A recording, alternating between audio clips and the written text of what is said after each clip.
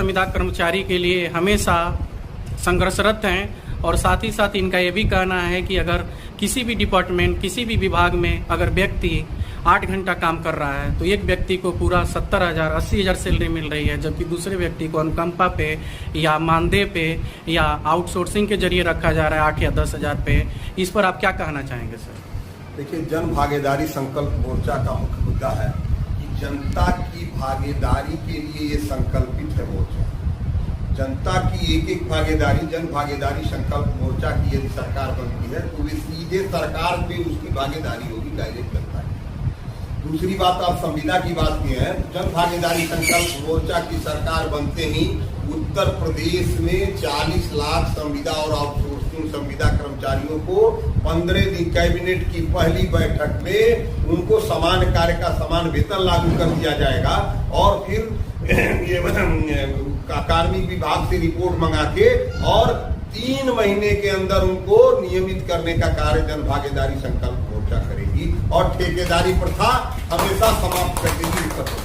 आज के विगत कई वर्षों से सुनने में आता है कि नेता लोग कहते हैं, करते नहीं हैं। आपने बहुत अच्छा मुद्दा रखा, जो लोग आउटसोर्सिंग पे संविदा पे काम कर रहे हैं उनको नियमित करेंगे। क्या यह बात आप लोग जन जन तक पहुंचा रहे हैं? आपके जो भागीदारी संकल्प मोर्चा के नेता हैं, क्या जन जन तक पहुंच रहे हैं या केवल बातों में है?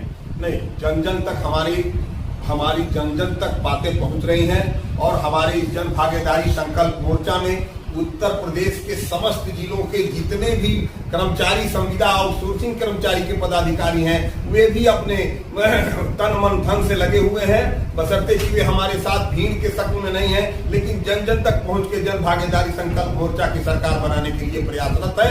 इसलिए प्रयासरत है कि आने वाले समय में जब सरकार जन भागीदारी संकल्प मोर्चा की बनेगी तो 15 दिन के अंदर अगर एक संविदा और आउटसोर्सिंग कर्मचारी 8 घंटा काम करता है उसको 10,000 रुपया मिलता है और वही सरकारी कर्मचारी काम करता है 70,000 मिलता है, तो ये दो नीति अगर जन भागीदारी संकल्प मोर्चा की सरकार बनती है तो नहीं चलेगी। सबको समान कार्य का समान वेतन दिया जाएगा। बहुत बढ़िया। आप स्वास्थ्य के लिए क्या करेंगे?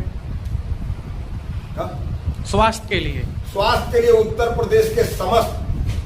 प्रदेश के समस्त नागरिकों की स्वास्थ्य सेवाएं मुफ्त रहेंगी और अत्याधुनिक बना के जन भागीदारी संकल्प मोर्चा की सरकार बनती है तो स्वास्थ्य सेवाएं एकदम मुफ्त रहेगी, अत्याधुनिक तरीके से उनका इलाज कराया जाए। सरकार बनने के कितने दिन तक ये सरकार बनने की दूसरी कैबिनेट बैठक में ये पास हो जाएगा कि या वे अमीर हो या वे गरीब हो या वे अगड़ा हो या वे पिछड़ा हो, सबकी स्वास्थ्य सेवाएं मुफ्त की जाए। हम लोग जन जन तक पहुंच रहे हैं।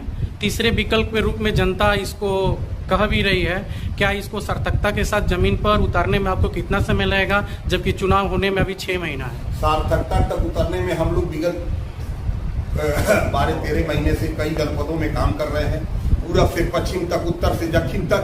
ये सारे लोग, हम लोग गांव-गांव तक जा रहे हैं, गांव-गांव तक बूथ कमेटियां बना रहे हैं, अपने प्रत्याशियों को तेजी से आगे बढ़ा रहे हैं, गांव-गांव तक, ब्लॉक स्तर तक हम मीटिंग कर रहे हैं, हम गांव-गांव तक पहुंच रहे हैं, शहर के वार्ड तक पहुंच रहे हैं। हमारा जो भी प्रत्याशी है बहुत मजबूती से जनता के बीच में खड़ा हुआ है और अपनी बातों को कह रहा है कि हम आने वाले जन भागीदारी संकल्प मोर्चा की सरकार बनाइए, जनता से कह रहा है हम स्वास्थ्य फ्री करेंगे।